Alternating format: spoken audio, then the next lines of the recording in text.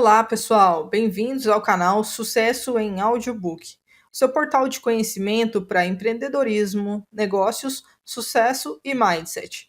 Eu sou a Denise e eu estou aqui para guiá-los com essa voz humana nessa jornada de transformação. Aqui você encontrará audiobooks cuidadosamente selecionados, repletos de insights e estratégias dos maiores mentores do mundo dos negócios. E temos algo especial para você que procura estratégias comprovadas para criar fontes de renda adicionais. Clique no link da descrição e confira. Inscreva-se no nosso canal agora mesmo. Ative o sininho de notificações e junte-se à comunidade de empreendedores determinados ao rumo do sucesso. Mindset, a nova psicologia do sucesso, de Carol S. Dweck, PhD. Introdução. Um dia, meus alunos se reuniram comigo e me obrigaram a escrever este livro. Queriam que outras pessoas pudessem utilizar nosso trabalho para melhorar suas vidas. Era um projeto que eu queria realizar havia muito tempo e se tornou minha prioridade. Meu trabalho faz parte de uma tradição da psicologia que mostra o poder das crenças pessoais. Podemos ter ou não consciência dessas crenças, mas elas têm forte influência sobre aquilo que desejamos e sobre nossas chances de consegui-lo. Essa tradição demonstra também como a mudança das crenças individuais, mesmo as mais simples, é capaz de produzir efeitos profundos. Com este livro, você aprenderá como uma simples crença a respeito de si mesmo, uma crença que descobrimos em nossas pesquisas, orienta grande parte da sua vida. De fato, permeia cada parte de sua vida. Uma parcela significativa do que você acredita ser sua personalidade, na verdade, é gerada por esse mindset. E muito do que impede a realização de seu potencial é também produto dele. Até hoje, nenhum livro explicou como funciona esse mindset, nem mostrou como é possível utilizá-lo em nossa vida. Rapidamente você compreenderá os grandes homens e mulheres, nas ciências e nas artes, nos esportes e nos negócios, assim como aqueles que não conseguiram se destacar. Compreenderá seus parceiros, seu chefe, sua família, seus amigos, seus filhos. Você verá como libertar seu potencial, assim como o de seus filhos. É um privilégio partilhar minhas descobertas com você, além de relatos sobre as pessoas que participaram de minha pesquisa. Apresento nos capítulos a seguir histórias tiradas de manchetes de jornais e baseadas em minha própria vida e experiência, para que você possa ver o mindset em ação. Na maior parte dos casos, os nomes e as informações pessoais foram modificados para preservar o anonimato. Em alguns, diversas pessoas foram condensadas em uma só, a fim de demonstrar uma ideia com mais clareza. Certos diálogos foram recriados de memória, procurei reproduzi-los da melhor maneira possível. Ao final de cada capítulo e em todo o último capítulo, mostro a você maneiras de aplicar as lições, formas de reconhecer o mindset que está orientando a sua vida, compreender o seu funcionamento e modificá-lo caso deseje. Quero aproveitar a oportunidade para agradecer a todos que possibilitaram minha pesquisa e este livro. Meus alunos fizeram de minha carreira de pesquisadora uma imensa alegria. Espero que tenham aprendido comigo tanto quanto aprendi com eles. Também quero agradecer às organizações que deram apoio à nossa pesquisa: a Fundação William T. Grant, a Fundação Nacional de Ciência, o Departamento de Educação, o Instituto Nacional de Saúde Mental, o Instituto Nacional de Saúde Infantil e Desenvolvimento Humano, a Fundação Spencer e a Fundação Rakes. Os funcionários da Random House formaram a equipe mais estimulante que eu poderia desejar. E mais do que quaisquer outras pessoas, minhas editoras, Caroline Sutton e Jennifer Hershey. Seu entusiasmo pelo meu livro e suas valiosas sugestões fizeram toda a diferença. Agradeço ao meu extraordinário agente, Gillis Anderson, assim como Heidi Grant, por ter me colocado em contato com ele. Sou grata a todos os que me deram sugestões e feedbacks, mas agradeço especialmente a Polly, Richard e Marianne por suas extensas e penetrantes observações. Finalmente, agradeço ao meu marido David por amor e entusiasmo que conferem uma dimensão maior à minha vida. Seu apoio durante esse projeto foi excepcional. Meu trabalho trata de crescimento e ajudou a estimulá-lo em mim. Desejo que produza o mesmo efeito em você. Capítulo 1. Os Mindsets. Quando eu era uma jovem pesquisadora em início de carreira, aconteceu algo que mudou minha vida. Eu era obcecada pela ideia de compreender como as pessoas lidam com fracassos e resolvi estudar esse tema observando como os estudantes lidavam com problemas difíceis.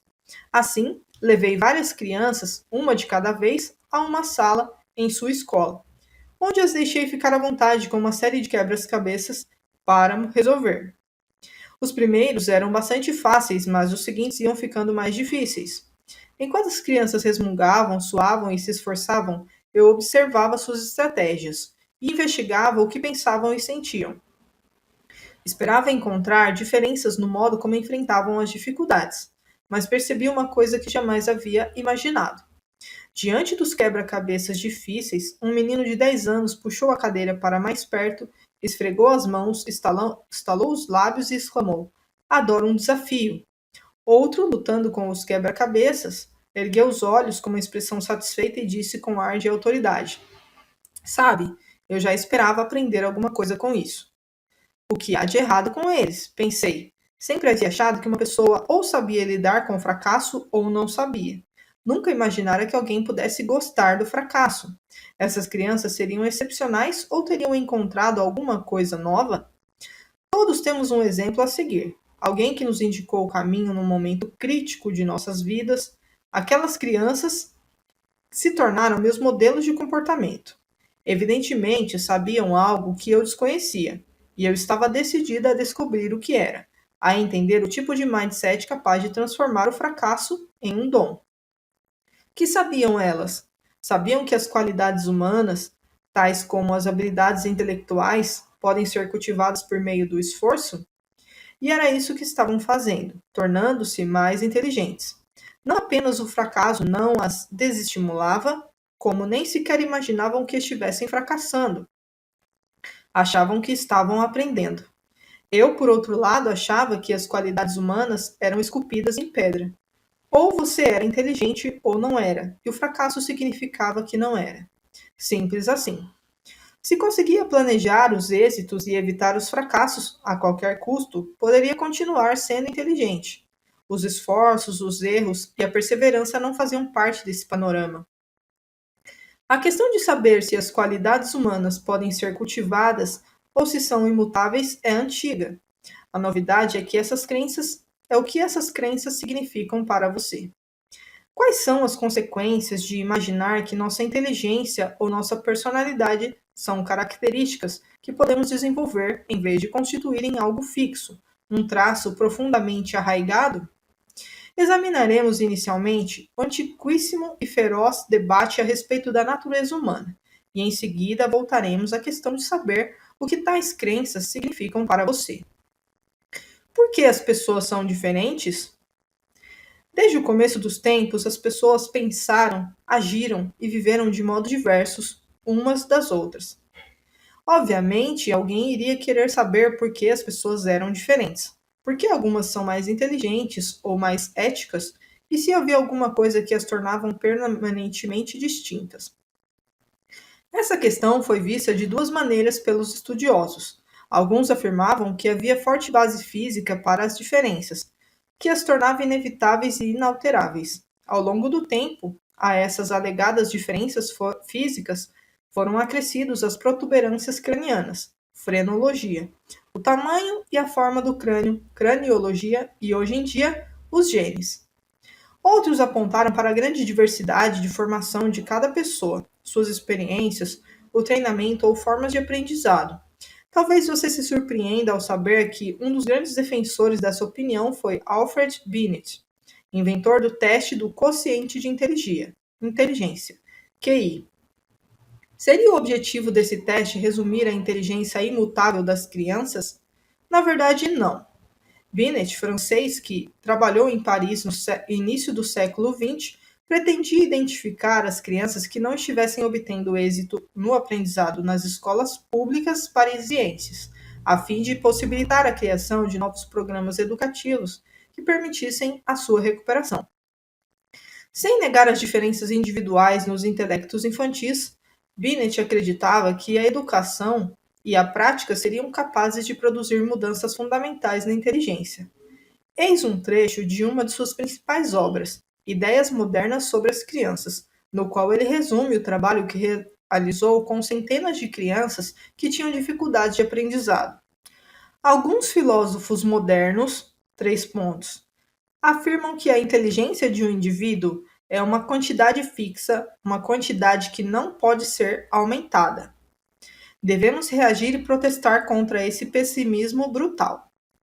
3 pontos. Com a prática, o treinamento e, acima de tudo, o método, somos capazes de aperfeiçoar nossa atenção, nossa memória e nossa capacidade de julgamento, tornando-nos literalmente mais inteligentes do que éramos antes. Quem terá razão? Hoje em dia, a maioria dos especialistas concorda que não há uma única resposta. Não se trata de natureza ou estímulo, genes ou meio ambiente. A partir da concepção, há um intercâmbio constante entre uma coisa e outra. Com efeito, como diz Gilbert Gottlieb, eminente neurocientista, não apenas os genes e o meio ambiente cooperam entre si à medida que nos desenvolvemos, como os genes necessitam da contribuição do meio ambiente a fim de funcionar de maneira adequada. Ao mesmo tempo, os cientistas estão percebendo que as pessoas têm maior capacidade do que se havia imaginado para aprender e desenvolver o cérebro durante toda a vida. É claro que cada um possui uma dotação genética específica.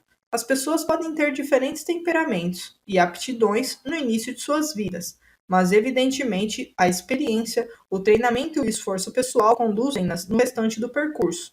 Robert Sternberg, o guru da inteligência na atualidade, escreveu que o principal modo de aquisição de conhecimento especializado não é alguma capacidade prévia e fixa, e sim a dedicação com objetivo.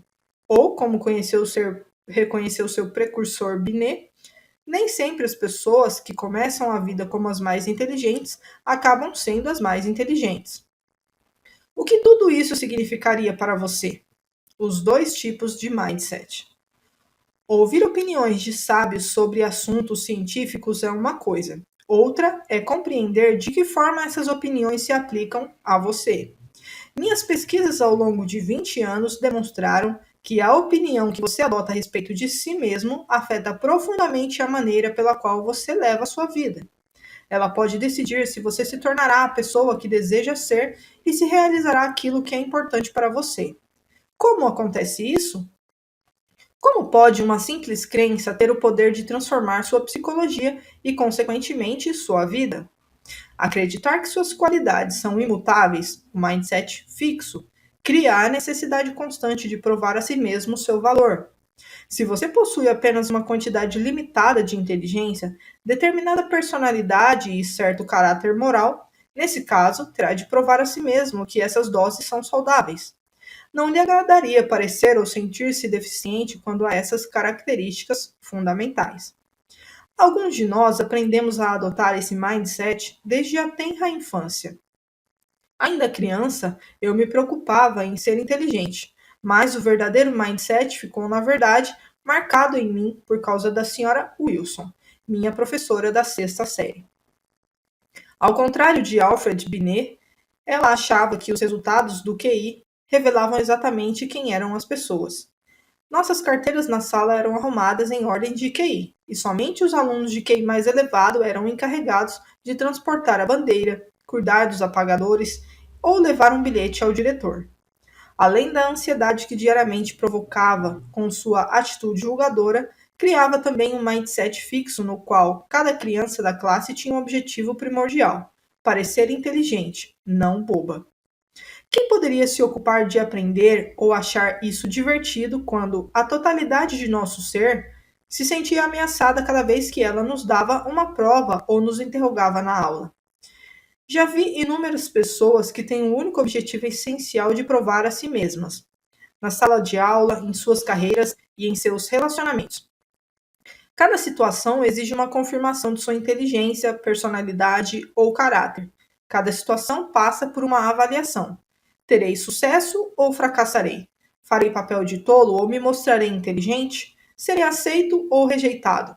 Vou me sentir vencedor ou derrotado? mas não é fato que nossa sociedade valoriza a inteligência, a personalidade e o caráter? Não é normal querer desenvolver essas características? Sim, mas há outro mindset no qual essas características não são simplesmente como cartas de baralho que você recebe e com as quais tem de viver.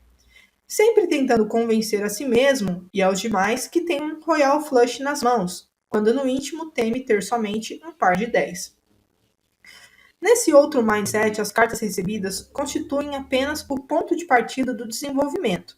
Esse mindset de crescimento se baseia na crença de que você é capaz de cultivar suas qualidades básicas por meio dos seus próprios esforços. Embora as pessoas possam diferir umas das outras de muitas maneiras, em seus talentos e aptidões iniciais, interesses ou temperamentos, cada um de nós é capaz de se modificar e desenvolver por meio do esforço e da experiência. Será que as pessoas dotadas desse mindset acreditam que qualquer um pode se tornar qualquer coisa, que qualquer pessoa com a motivação ou a instrução adequada pode se transformar em um Einstein ou em um Beethoven? Não, mas acreditam que o verdadeiro potencial de uma pessoa é desconhecido e impossível de ser conhecido, que não se pode prever o que alguém é capaz de realizar com anos de paixão, esforço e treinamento. Você sabia que Darwin e Tolstói foram considerados alunos medianos? Que Ben Hogan, um dos maiores jogadores de golfe de todos os tempos, era completamente descoordenado e desajeitado quando criança? Que a fotógrafa Cindy Sherman, que aparece praticamente em todas as listas dos artistas mais importantes do século XX, foi reprovada em seu primeiro curso de fotografia? Que Geraldine Page, uma das nossas maiores atrizes, foi aconselhada a abandonar a profissão por falta de talento? Você pode agora perceber como a crença de que é possível desenvolver as qualidades desejadas cria uma paixão pelo aprendizado. Por que perder tempo provando constantemente a si mesmo suas grandes qualidades se você pode se aperfeiçoar? Por que ocultar as deficiências em vez de vencê-las? Por que procurar amigos ou parceiros que nada mais farão do que dar sustentação à sua autoestima, em vez de outros que o estimularão efetivamente a crescer? E por que buscar o que já é sabido e provado em vez de experiências que o farão desenvolver? A paixão pela busca do seu desenvolvimento e por prosseguir nesse caminho, mesmo e especialmente quando as coisas não vão bem, é um marco distintivo do mindset de crescimento. Esse é o mindset que permite às pessoas prosperar em alguns dos momentos mais desafiadores de suas vidas. Uma visão a partir de cada mindset. Para ter uma melhor visão do funcionamento dos dois mindsets, imagine, da forma mais vívida possível, que você é um jovem num dia realmente ruim. Certo dia, você está numa aula muito importante para você e da qual gosta muito. O professor entrega aos alunos as provas de meio de semestre corrigidas. Sua nota foi 5. Você fica muito decepcionado. Naquela tarde, ao voltar para casa, descobre que seu carro foi multado por estacionamento em local proibido. Completamente frustrado, você telefona para seu melhor amigo para compartilhar tudo o que lhe aconteceu, mas ele não lhe dá muita atenção. O que você pensaria? O que sentiria? O que faria? As pessoas que adotam um mindset fixo me responderam assim: eu me sentiria rejeitado. Sou um fracasso total. Sou um idiota. Sou um perdedor. Me sentiria inútil e tolo. Todos os outros são melhores que eu. Sou um lixo. Em outras palavras, entenderiam o que aconteceu como uma medida direta de sua competência e de seu valor. Eis o que pensariam sobre suas vidas. Minha vida é lamentável. Não tenho vida. Alguém lá em cima não gosta de mim. Todos estão contra mim. Alguém quer acabar comigo. Ninguém gosta de mim. Todos me odeiam. A vida é injusta e todos os esforços são inúteis. A vida é um horror. Sou um idiota. Nada de bom me acontece. Sou a pessoa mais sem sorte do mundo. Perdão, mas houve morte e destruição ou simplesmente uma nota baixa, uma multa e um telefonema desagradável? Serão essas apenas pessoas com baixa autoestima ou serão pessimistas de carteirinha? Não. Quando não estão lidando com o fracasso, sentem-se tão valiosas e otimistas e inteligentes e atraentes. quanto as que adotam um mindset de crescimento. Então, de que maneira lidam com o fracasso? Eu não me preocuparia em perder tempo me esforçando para fazer bem qualquer coisa. Em outras palavras, não deixarei que ninguém me avalie novamente. Não farei nada, ficarei na cama, vou encher a cara, vou comer, vou dar uma bronca em alguém se tiver oportunidade, vou comer um chocolate, vou ouvir música e ficar de cara feia, vou entrar no armário e ficar lá dentro, vou arranjar uma briga com alguém, vou chorar, vou quebrar alguma coisa. Que mais posso fazer? Que mais posso fazer? Vejam, elaborei aquela situação hipotética, determinei que a nota fosse 5 e não 2, que a prova fosse do meio do semestre e não a final, e que fosse uma multa e não um acidente. O amigo do protagonista não lhe deu muita atenção, mas não o rejeitou completamente. Nada do que aconteceu era catastrófico ou irreversível. Mesmo assim, a partir desta matéria-prima, o mindset fixo criou o sentimento de completo fracasso e paralisia. Quando propus as mesmas situações a pessoas de mindset de crescimento, eis o que responderam: preciso me esforçar mais na matéria e ser mais cuidadoso quando estacionar o carro. E imagino que meu amigo tenha tido um dia difícil. A nota 5 mostra que devo me dedicar muito mais às aulas, mas ainda tenho o resto do semestre para melhorar a média. Houve muitas outras respostas como essas, mas acho que você já entendeu. Como essas pessoas enfrentariam o fracasso? Diretamente. Eu começaria a pensar em estudar mais, com mais empenho, ou estudar de maneira diferente, para a próxima prova da matéria. Pagaria a multa e esclareceria as coisas com meu amigo na próxima vez em que nos falássemos. Verificaria em que fui mal na prova, tomaria a decisão de melhorar, pagaria a multa e ligaria para meu amigo para explicar que no dia anterior eu estava nervoso. Estudaria mais para a prova seguinte, conversaria com o professor, seria mais cuidadoso ao estacionar ou contestaria a multa e procuraria saber qual tinha sido o problema do meu amigo. Qualquer que fosse seu mindset, você ficaria chateado. Quem não ficaria? Notas baixas, multas ou desinteresse da parte de um amigo ou pessoa querida não são coisas agradáveis. Ninguém esfregaria as mãos de satisfação. Mas as pessoas com mindset de crescimento não se rotularam nem se desesperaram. Embora se sentissem aflitas, estavam dispostas a assumir os riscos, enfrentar os desafios e continuar a se esforçar. Mas então, qual é a novidade? Essa é uma ideia nova? Há muitos ditados que mostram a importância do risco e o poder da persistência, como quem não arrisca não petisca, se não der certo da primeira vez, tente uma segunda e uma terceira, ou Roma não foi feita em um dia só. Aliás, fiquei encantada ao saber que os italianos usam a mesma expressão. O que verdadeiramente surpreende é que as pessoas de mindset fixo não concordariam com isso. Para elas, os ditados seriam: se eu não arriscar, nada perderei. Se não der certo da primeira vez é porque provavelmente não tenho competência. Se Roma não foi feita em um só dia, provavelmente foi porque não poderia ser feita em menos tempo. Em outras palavras, risco e esforço são duas coisas capazes de revelar suas deficiências e mostrar que você não está à altura da tarefa. Com efeito, é espantoso verificar até que ponto as pessoas de mindset fixo não acreditam no esforço. O que também constitui novidade é que as ideias das pessoas a respeito de risco e esforço derivam de seus mindsets mais básicos.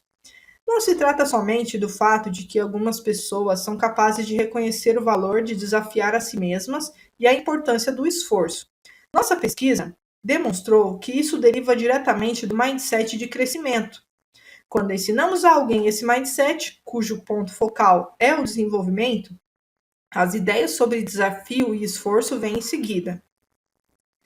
Da mesma forma, não se trata somente de que, para algumas pessoas, o desafio e o esforço podem não ser agradáveis.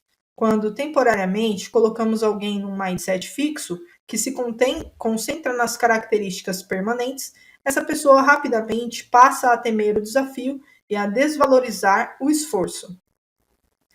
Vemos com frequência livros com os títulos como Os 10 Segredos das Pessoas Mais Bem-Sucedidas do Mundo, lotando as prateleiras das livrarias. E esses livros podem fornecer muitas dicas úteis, mas em geral, nada mais são do que uma lista de conselhos sem relação uns com os outros, como assuma mais riscos ou acredite em você mesmo. Você passa a admirar as pessoas capazes de fazer isso, mas nunca fica claro de que forma essas coisas se interrelacionam ou como você poderia alcançar esse caminho. Assim, você se sente inspirado durante alguns dias, mas basicamente as pessoas mais bem-sucedidas do mundo conservam seus segredos bem guardados. Ao contrário disso, à medida que você começa a compreender os mindsets fixo e de crescimento, passa a ver exatamente como uma coisa leva a outra. Como a crença de que suas qualidades são imutáveis gera diferentes pensamentos e atos, e como a crença de que suas qualidades são suscetíveis de serem cultivadas gera diferentes pensamentos e atos, guiando-o por um caminho completamente distinto. É o que nós, psicólogos, chamamos de uma experiência de descoberta. Não apenas vi isso em minha pesquisa quando ensinamos a alguém um novo mindset, mas recebo a toda hora cartas de pessoas que leram as minhas obras. Essas pessoas reconhecem a si mesmas. Ao ler seu artigo, literalmente me vi repetindo: Isso sou eu, isso sou eu. Percebem as conexões. Seu artigo me entusiasmou. Senti que havia descoberto o segredo do universo. Sentem que seus mindsets se reorientam. Sem dúvida, sou capaz de relatar uma espécie de revolução pessoal que acontece em meu próprio raciocínio, e esse sentimento é excitante. E são capazes de pôr essas novas ideias em prática para si mesmas e para os outros. Seu trabalho permitiu que eu transformasse meu trabalho com crianças e olhasse a educação por um prisma completamente diferente. Ou gostaria de informá-la do impacto, tanto no nível pessoal quanto prático, que sua extraordinária pesquisa trouxe para centenas de estudantes. Autopercepção. Quem tem ideias precisas sobre sua capacidade e limitações? Bem, pessoas com mindset de crescimento podem não se achar nenhum Einstein ou Beethoven, mas não será mais provável que tenham opiniões exageradas a respeito de suas capacidades e busquem coisas além de seu nível de competência. De fato, estudos mostram que poucos sabem avaliar suas capacidades. Recentemente, procuramos investigar que tipo de pessoa conseguiria fazer avaliações mais precisas sobre si mesma. Sem dúvida, verificamos que há muito pouca exatidão nas estimativas de seu desempenho e de suas capacidades, mas aqueles com um mindset fixo foram responsáveis por quase toda a sua inexatidão. Pessoas de mindset de crescimento foram extraordinariamente precisas.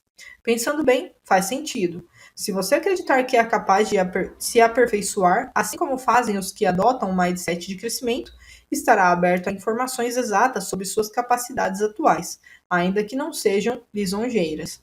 Além disso, se estiver orientado para o aprendizado, como estão essas pessoas, terá necessidade de informações exatas sobre sua capacidade, a fim de aprender com eficiência.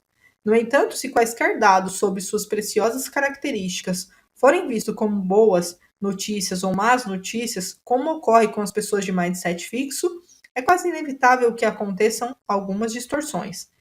Alguns resultados serão enaltecidos, outros desprezados, e você acabará sem realmente se conhecer. Em seu livro Mentes Extraordinárias, Howard Gardner concluiu que os indivíduos extraordinários possuem um talento especial para identificar seus próprios pontos fortes e fracos. É interessante observar que os que têm mindset de crescimento parecem possuir esse talento. O que o futuro nos reserva? Outra coisa que os indivíduos extraordinários parecem possuir é um talento especial para converter em sucesso futuro as adversidades da vida. Os estudiosos de criatividade concordam. Numa enquete com 143 pesquisadores da criatividade, houve amplo acordo sobre o principal ingrediente para a obtenção de sucesso criativo. E esse ingrediente era exatamente o tipo de perseverança e resiliência produzido pelo mindset de crescimento. Você pode voltar a perguntar: como é possível que uma crença leve a tudo isso? Gosto pelo desafio, confiança no esforço, resiliência diante das adversidades e maior e mais criativo sucesso? Nos próximos capítulos você verá exatamente como isso acontece. Como o mindset altera o que as pessoas buscam e o que identificam como sucesso. De que maneira ele modifica a definição, a importância e o impacto do fracasso. E como transforma o sentido mais profundo do esforço.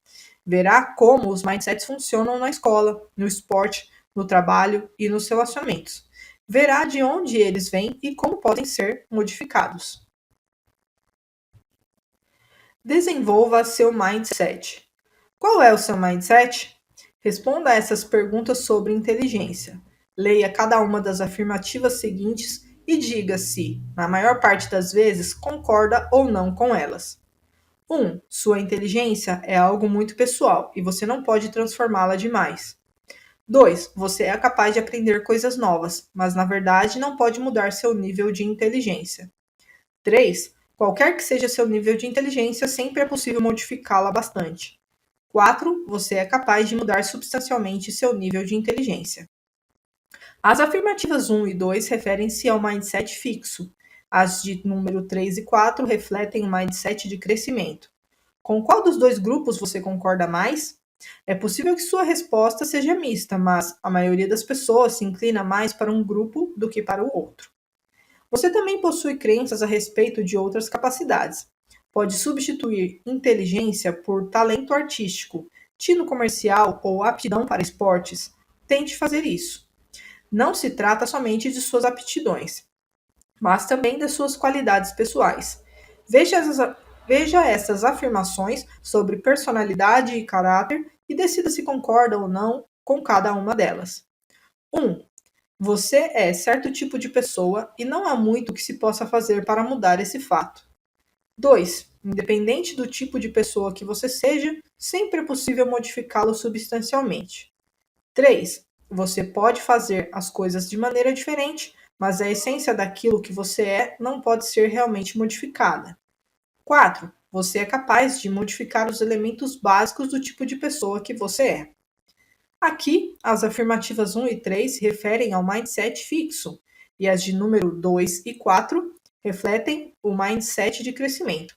Com qual dos dois grupos você se identifica mais?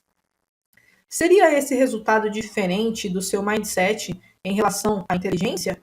É possível. Seu mindset para a inteligência entra em ação quando as situações envolvem capacidade mental. Seu mindset para a personalidade entra em ação nas situações que envolvem suas qualidades pessoais. Por exemplo, quão confiável, cooperativo, atencioso ou socialmente habilidoso você é.